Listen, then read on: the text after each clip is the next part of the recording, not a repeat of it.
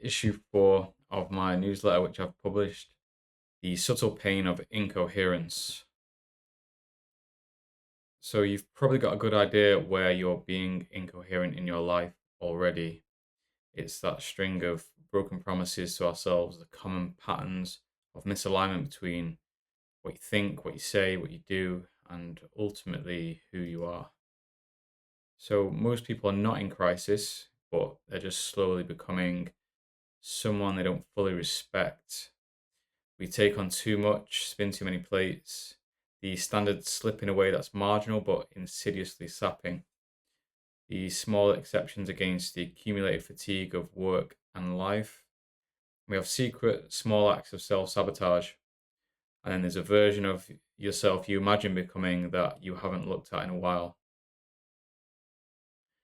So, in the neuroscience on this, David Eagleman talks about it as a neural parliament. You have many people all combined at once, and you have different selves that can be the disciplined one, the future one, the midnight one, the principled one, the anxious one, curious one, the avoidant one.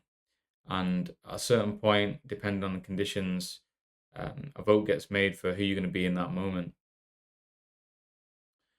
So each one feels reasonable at the time when we make an exception. And if we do it once, it's just nothing. If we do it 100 times, then it's pattern. But if we just keep doing it, then it becomes your identity. And we say things like just this once, so it's not a big deal, or I'll correct it tomorrow.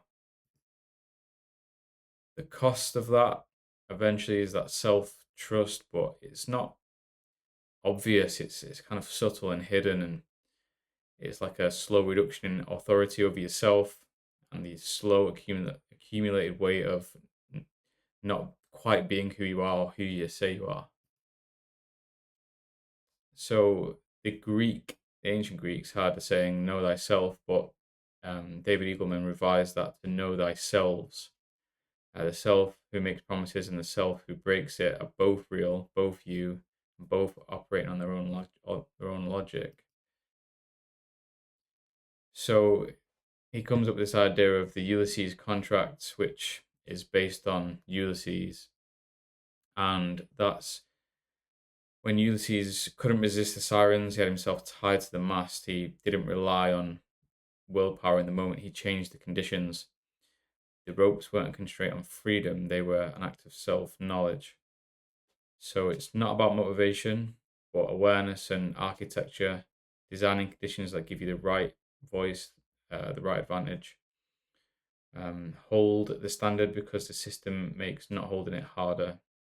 So coherence is not a state, it's a direction, and it's not an achievement, but a practice. Good thing is there's still time before you reach crisis, so can you become aware now of that subtle pain of incoherence before it becomes that loud crash of a crisis arriving from the side?